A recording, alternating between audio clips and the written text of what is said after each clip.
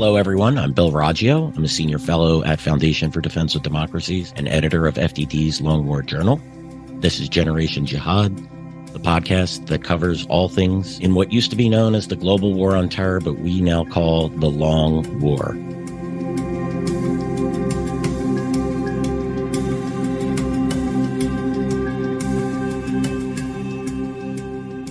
Today, I don't think I could call you a guest anymore. I think you've earned the co-host status, Joe Truzman. He's a research analyst at FDD's Long War Journal, and we are going to discuss Israel's war and the wider region. Joe, welcome back to Generation Jihad. Hey, Bill. Pleasure to be here as always, and looking forward to chatting about what's going on. Yeah, there's certainly no dearth of topics. One of the things when we prepare for this, we're like, all right, what are the 4 or 5 things? We gotta narrow it down. There's just so much because, you have Israel at war in Gaza. Then you have Israel battling against Hezbollah and battling against Hamas, other groups operating from the north. And then you have the militias. And then you have the wider picture, Israel dealing with the Biden administration, right. Pressure from the international community on how it's conducting operations. There's just so much to discuss, and we'll touch on them. Joe, let's take them point by point today. Yeah. Let's start with the Israel Defense Forces incursion into Gaza. This began shortly after the ceasefire ended late last week. I believe it was late last week.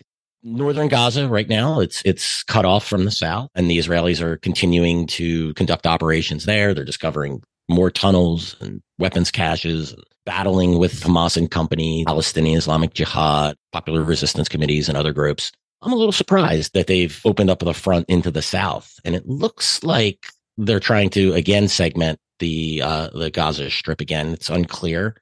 I think we predicted this early on, Joe, if I recall. I suspected they would divide it into 3 parts: the northern third, a middle third, and then the bottom third. And that does appear to be what they're doing. We'll find out, but that would make sense. That would give them areas that they can condense their operations and squeeze Hamas. How's the operation going, Joe, from what you can tell? It's really difficult to get that on the ground perspective. Right.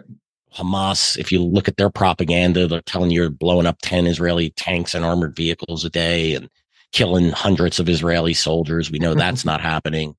And then, Israel is obviously very tight-lipped in how it releases its information. I think they're in a lose-lose situation when coming to releasing information. But what's your perspective? How do you think this operation is going?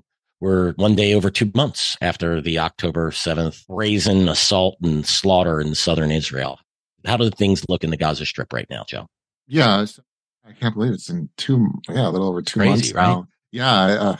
Yeah. But for the Israelis, it's going pretty well. It's not perfect, obviously, and they are losing soldiers. They've lost in the ground assault. They've lost more soldiers than in the 2014 Gaza war. But regardless, it's going pretty well for them. I mean, despite Hamas propaganda or whatever, their spokesmen or the several spokesmen that they have, or spokespeople that they have. I don't think Hamas is employing female spokespeople, so we could call them spokesmen, Joe.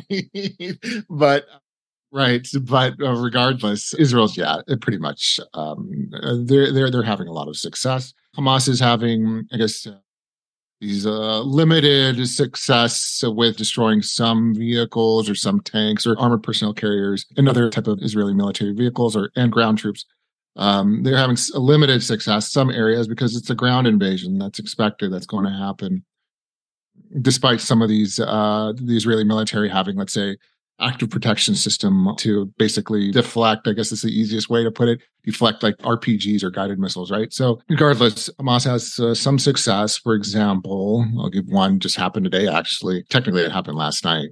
But by the way, this was confirmed by the Israelis in a statement a few hours ago that the Israelis tried to rescue some hostages, at least one hostage, and were unsuccessful. So they were able to, according to the Israelis, kill some members of Hamas, but couldn't get the hostage. Just right after that statement, Hamas published a communique. They spruced it up. They did the propaganda thing where they said they thwarted an attack or an attempt by Israel to rescue hostages, and the Hamas inflicted casualties, and that one of the hostages was killed, allegedly an Israeli soldier that was captured on October 7th. So that Hamas held. So I don't know. I can't say if Hamas killed him. Can't say if the Israelis killed him. I can't say for sure that he's even dead. Unfortunately, there is some evidence suggesting that he did, in fact, die. I won't get into the details of that just because we don't know, and I don't want to get into what ifs, especially on this type of topic. So, and nevertheless, the Israelis are doing well. However, we could talk more about this here soon, is that there are some pretty big, they're being held back, essentially, the Israelis, that is. And I think this is going to be, they're in Khan Yunis, essentially, that's more in southern Gaza. But I think that's where they're going to end up stopping eventually. But we can talk more about that here in a little bit. So, do we have a sense? Yeah, that's interesting. You think that then you think that the Israelis are going to halt the operation before fully clearing Gaza? Is that what you're saying? Yeah, it seems like it. I mean, Major mistake if so. Yeah, I mean, there's some reports out there already that in early January that the Israelis are thinking of switching the operation to something that's more targeted, less of a ground assault that they're doing right now. All right, so I suspect, and I don't know this for sure, obviously, but I suspect Khan Yunis is going to be it. And then they're going to change their way they operate, and maybe more of again, targeted strikes. Because we got to remember too, there's a lot of Palestinians, especially Palestinian civilians, that have moved south. Okay, so where are they going to go? Right? I mean, the military can't just go down to, let's say, Rafah, for example, where a lot of people are, which is as south as you can go for Gaza, which is essentially on the border between Egypt and Gaza. And how would they be able to operate with so many civilians there, right? So I suspect Khan Yunis is going to be the last major focus of a ground operation. And you could say that's a good thing. You could say that's a bad thing. I mean, I think it makes it difficult for the Israelis to achieve their goal of destroying Hamas. I mean, I think if it was up to the Israelis, they would go with all of Gaza, of course, right? They just wouldn't just be sticking to just 2/3 of it. So yeah, that's what I suspect. It seems like that's what's going to happen, because we've got to remember Israel's under a lot of international pressure, especially its allies, right? The United States and the United Kingdom, so on and so forth. So, and part of that pressure is what's happening in the region with the Houthis, with the shipping lanes, and with the American troops in Iraq and Syria. It's all a big pressure campaign by Iran, essentially, to help Hamas and to put this pressure on Israel to limit its war. Because in the end, what Iran wants, and Hamas, of course, is that, and Hezbollah and all the other ally axis of resistance members, is that they want to save Hamas, right? Because it's an important piece in that to the puzzle of this of Iran's network. So that's what I suspect was going to happen. I don't know. I don't really like it, to be honest with you. If you're going to destroy Hamas, you're really going to have to do it with a ground assault, right? Airstrikes, I don't know. I think they can be effective, but they're limited. Yeah, and to your question, Joe, if the Israelis have the ability and the wherewithal to weather the international pressure, what they can do with the civilians is send them back north what they should do, in my humble opinion, clear the north first. Then you send people back up there. Then you send the civilians back up there, establish. That's when you're the humanitarian corridor, and make sure they have food and water and access to medical. And then you clear the central, and then you just rinse, wash, repeat. That's what they need to do if they want to fully attempt to, because look, if the reality is if they stop, these tunnels still exist. Weapon systems are still going to exist. Tens of thousands of Hamas fighters are going to survive, and the Israelis are going to be back in the same position. Let's turn to that pressure. Let's discuss that. That is, we've always we talked about this from day one, Joe. The clock is ticking. Time is not on Israel's side, and we continue to see international pressure. So the Minister of Defense, he had said he foresees about two months of combat operations. Then, as you noted, looking to do some targeted strikes again. This is what the Israeli mowing the lawn is what it's called. They called that in Afghanistan. They called it that in Iraq. And we know how well that's all worked in those theaters. I just don't think that's going to work. But the Biden administration is putting a lot of pressure on Israel to dial it back, I think the private statement, what you're reading in, the leaks in the Washington Post and the New York Times, the administration wants to put this out, that officials are putting it out there. So do you get the impression the Israelis are listening to this, that it sounds to me like you think that the Israelis are starting to succumb to this pressure to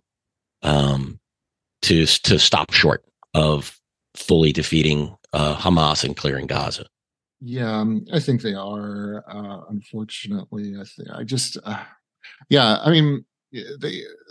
I understand what the goals that the Israelis set for themselves in the beginning was pretty lofty. Destroying Hamas in Gaza at least, and they're going to go after Hamas leadership in other countries. I definitely believe that, but that's going to take months, years, probably. But regardless, I think they are. I think there's a lot of, again, it's just, like you just said it and I said at the very beginning, when this all started, we started doing podcasts and in our writing, is that the biggest threat for Israel is time. Not Hamas. It's time, and they just don't have it. Just because we've seen it before. This is not new. So with previous conflicts involving Hamas and Israel, right? It's gonna come to an end, but it's not. I don't think it's gonna come to an end on Israel's terms. All right. I think they want to go through it all the way. So what that's gonna look like, I don't know. Are they gonna, let's say they stop in January, right? Sometime in January. They stop grounded operations. So what happens to the rest of Gaza? What are you going to do there? And this is what we've talked about before, right? We talked about whether they're going to occupy it. There's talks about possibly bringing the Palestinian Authority back into the fold and to govern Gaza. I mean, but the Palestinian Authority can't even govern the West Bank. It's just, and I know there's some reports that the Palestinian Authority is getting some help from, I don't know, it's from I think it was from the British government. I can't remember the specifics, but I don't see a reasonable, I haven't read or talked to anybody with a reasonable idea of what the day after looks like in Gaza. I don't think anybody does. And if you're going to leave 2/3 or a third of Gaza, where Hamas controls it, that's going to be a big problem for whoever's trying to govern Gaza, right? Even if it's a temporary government or whatever, I don't know. Hamas is going to cause a lot of problems. So I just don't know how this is going to really work out. Yeah, again, I mean, it's a big mistake to allow Hamas to live to fight another day. The Israelis are making a massive strategic mistake if they do go down this path. So you mentioned, Joe, the Palestinian Authority, and unfortunately, I read this a day or two ago. I remember texting it to you, but I couldn't find the article. There was a pretty good article. I don't remember the outlet. It was talking about the problems that the Palestinian Authority is having in the West Bank, and that Hamas support is growing, and the Palestinian Authority is seen as corrupt and weak, and even Israeli stooges who are, doing the bidding of Israel at the expense of the Palestinians. And yet you have the Biden administration. You had Vice President Harris giving a speech the other day advocating for the Palestinian Authority to govern in Gaza post-war. What's the disconnect here? What do they not see the problems that the Palestinian Authority has in, as you mentioned, governing, really surviving in the West Bank at this point? Right. They know. The White House knows. I know they know because I've talked to folks there, and they absolutely understand that it's how should I say it? Defunct, corrupt, incompetent, incapable. Yeah, we can go on. Yeah, it's a crap show. I'll be nice. You can say shit show on Generation Jihad, right? Joe. We're good. Okay. As regarding at least the Palestinian Authority, just because, I mean, these are people. This is a governing authority that has been is corrupt, that it's essentially the Palestinian street doesn't trust at all. It's lost a lot of influence in the West Bank, especially in recent years. That's why there's essentially an insurgency going on in the last 2.5 years in the West Bank, backed by Iran. Iran saw an opportunity, saw the weakness of the Palestinian Authority, the loss of influence there. So what it did was started funding the Hamas, Islamic Jihad, and other groups in the West Bank to undermine the authority of the PA, and it worked. It's done a great job, and so we're seeing all these guns and in the West Bank in the hands of Palestinian armed groups. And yeah, it's just it's, and I said it before on this podcast, when Hamas attacked on October 7th, the day after October 7th, barely anyone knew who the PA was. Everybody knew who Hamas was, right? Hamas in effect became the de facto leadership of the Palestinian people because of that, because of the October 7th attack. I really believe that, even though it's awful, but at the same time, look what they did. Everybody knows about what happened October 7th. I'm not saying, when I say everybody, I mean just the random person on the street here in the United States. They know, they've heard about Hamas. I bet you they've never heard about Abu Mazen or Mahmoud Abbas or what, or Yasser Arafat, Yasser right? Arafat, whatever. Yeah, I mean, yeah. So it's just that's just the way I see it, unfortunately. And now, yeah. So okay, so you're going to put in the Palestinian Authority, who has, with again Mahmoud Abbas or Abu Mazen, however you want to call him. He's just this really old guy, and nobody trusts him really. And I mean, he's corrupt. It's essentially corrupt. So they're not able to govern Gaza. So he's going to need a lot of help, essentially. Okay. So if they're going to put the PA there, excuse me, there's got to be some type of international coalition supporting the PA. The PA cannot do it by themselves. Just based on history and what's happened in the last years in the West Bank. So that's my thoughts. I know it's not nice, but it doesn't look good. So I hope there's a strategy that's in place that I don't know of and that will actually work, but it doesn't look good right now, because I really don't know what this is going to look like post when the war is over, and I don't think really anyone does. Yeah, I concur. And also the article, it's called it's at AFP. It's called Fatah in Freefall as Hamas and Israel Wage War. Another interesting thing in that there's a call within the Palestinian Authority to reform, to recreate or reignite the was it the Al-Aqsa Martyrs Brigade? Al-Aqsa Martyrs Brigade? Yeah, it's yeah. So where do these guys, if the Palestinian Authority doesn't do it, where do you think these guys go? Who do you think they latch onto if they can't get their jihad on with the Palestinian Authority? Right. No, that's a good way to put it.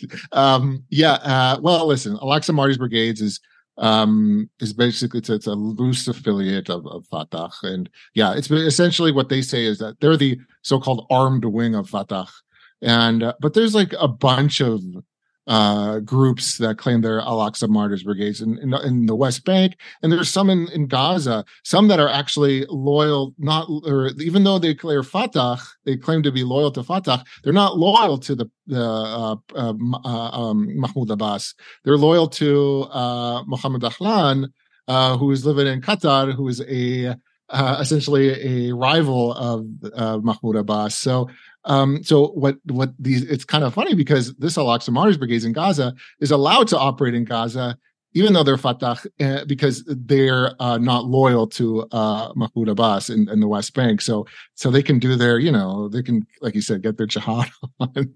So glad you like that one. Yeah, it's great. So they're actually fighting right now. They're fighting the Israelis right now. So there's this Al-Aqsa Martyrs Brigades in Gaza. So anyway, I don't know. That's why there's so many questions, and there's a lot of good evidence. There's evidence out there that even the Fatah or the Palestinian Authority is engaged in some levels of terrorism still, and acts of violence. I mean, there are members of the PA's General Security Services who have been killed in recent days, shooting at Israeli soldiers.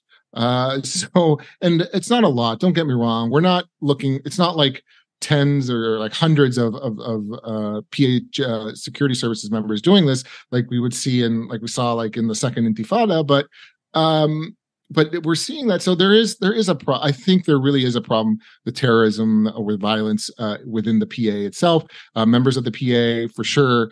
So I don't know. It's again, it doesn't look good for having Fatah or the Palestinian Authority or whoever to govern the Gaza Strip after the war. They're going to need a ton of help, and I think maybe there will be. I think it's a really good idea to actually try to drum up international support, specifically from Arab countries, to support any governing authority in Gaza, because from what it looks like, hopefully Israel's. We've got to remember something very important. I mentioned this in a previous podcast. I think that the only way I think that any governing authority is established in Gaza will be with the acquiescence or of the Israelis. All right. So the Israelis are going to have to trust whoever's going to go in there. And I think the only way that's going to happen is if they get reassurance from obviously from the United States and potential, Abraham Accord allies or other Arab allies in the region. Right. So like Saudi Arabia, for example. So there's so many questions. I wish I could answer them, but I just don't know. Yeah, and as long as that country isn't Qatar or Turkey or Jordan, I think, we could do the oars all day. Egypt is, well, first of all, whatever country decides to stick their neck out in Gaza, if they're going to put troops on the ground or people on the ground, boy, that's a big risk. And, I can't see Western countries willing to do some type of peacekeeping force there. And you need to keep the UN out. We've learned that with UNIFIL up in Lebanon and the UN in Gaza, which has essentially become arms of Hamas. So that's Egypt to me seems to be the only country that the Israelis probably can trust. Maybe the Saudis, but I may be old school, but I trust the Saudis with nothing, regardless of whatever overtures they've made to the Israelis. I just can't trust them. Sorry. So that's a real difficult one. But Joe, let's turn to the north, the other front, one of the other fronts. We, obviously Hezbollah, Hamas, and Palestinian Islamic Jihad operating in Lebanon, and then we have activity also as well from Syria into the Golan. What's happening up north? Has that maintained that sort of medium boil, slow boil? Do we see the threat growing? Hezbollah hasn't weighed in force here yet. They've done just enough to not incur a major Israeli response. Is that continuing? Essentially, I think there's a lot of how would I put this? Like there have been during some attacks by Hezbollah on Israeli, let's say, posts or whatever, or military sites. There's been a lot of luck there on behalf of the Israelis, because Hezbollah has come very close to killing several soldiers or a lot of soldiers, and that easily could ignite or would elicit a very strong response by the Israelis. And the fear here is, and I think it's completely legitimate and reasonable, that the fear is that one strike, right, or one big hit by either side, right, could ignite a bigger conflict, right? That's been the issue here. So far, most of it has been just all the attacks by Hezbollah and the responses by Israel. Most of them have been at the border area, on the border area. So, which is good, a Lebanon-Israel border. I think it was yesterday, Islamic Jihad published a statement saying that two of their members were killed by Israeli fire in Lebanon at the border area. But these members they weren't Lebanese. They weren't from Gaza. They were Syrians. So, which is interesting. It isn't the first time Islamic Jihad members or Syrian members of Islamic Jihad have been killed in Lebanon fighting Israel. It happened earlier in the war. So, but still, foreign fighters is always interesting. but it's been on a simmer essentially, or yesterday, I think it was earlier today, there was a airstrike in Syria, switching fronts now in Syria, blamed on Israel, that killed four. I think the initial reports say that they're members of the Golan unit, which is basically like a branch of Hezbollah that operates in the Golan Heights in southern Syria, essentially. And they were killed by Syrian Hezbollah. They're called. Syria, right? Yeah, essentially, yeah. So that was interesting too. So you can see that there's activity there in Syria as well. And of course, the Houthis and what they're doing. They're still firing at Israel after the ceasefire.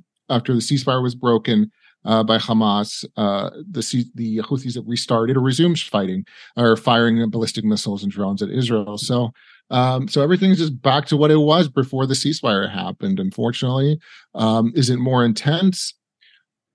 I don't know if it's more intense as far as attacks from other fronts, but we talked about this numerous times.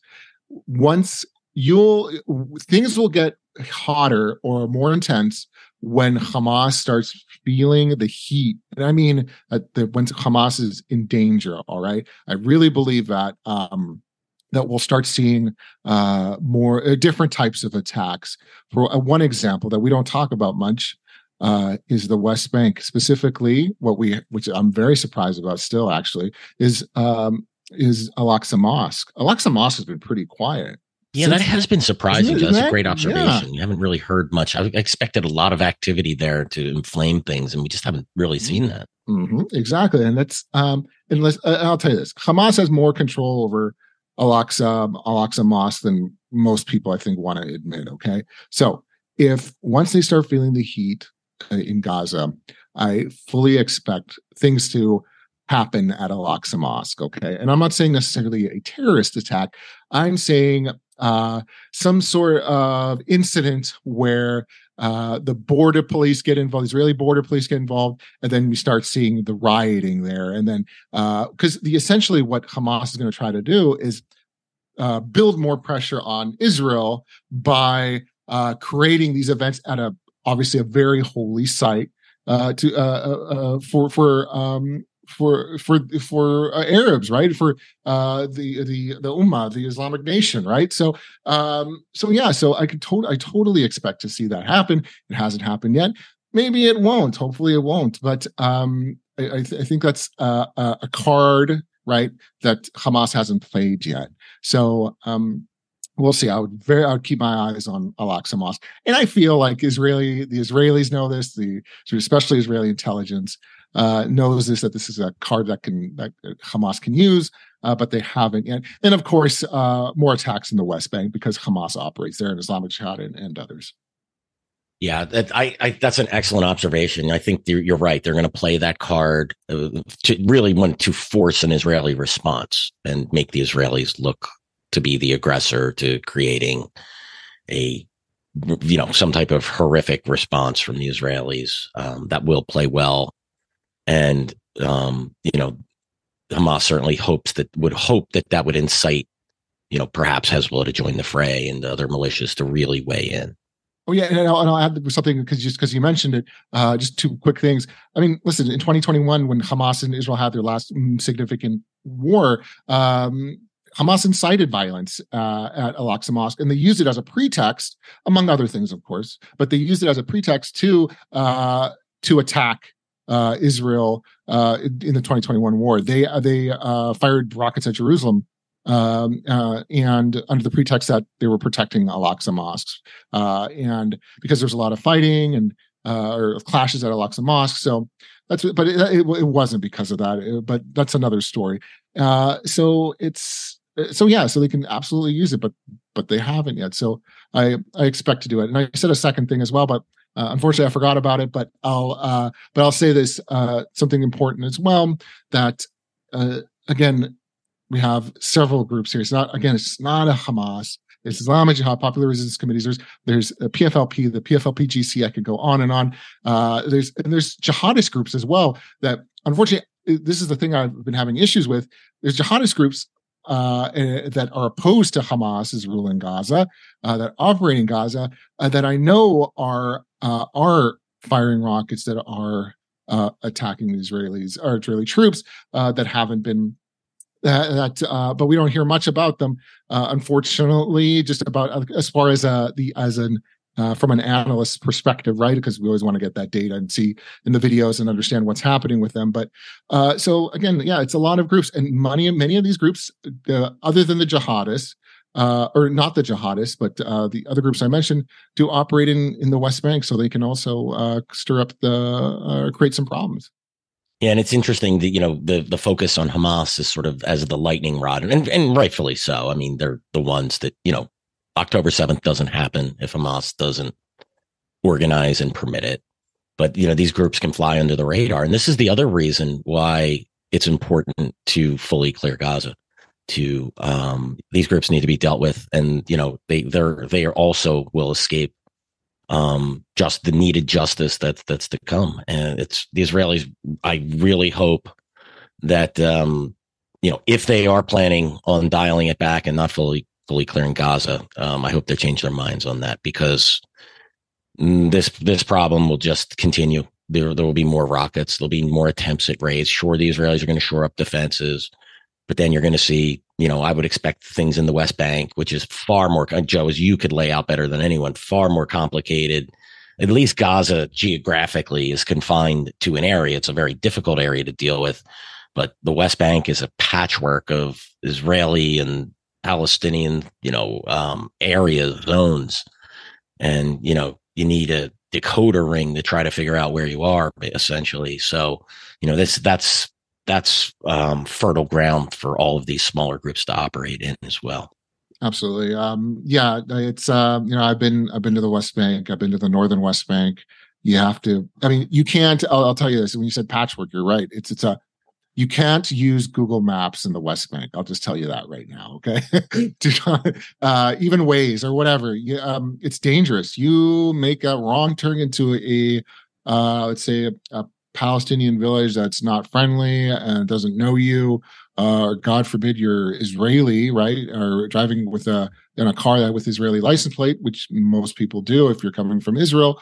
You're going to have a lot of problems. So yeah, the West Bank is definitely a very big problem that Israel is going to have to deal with. Okay, when this war in Gaza is over, it's again going back to their goals, their stated goals. They're going to get rid of Hamas.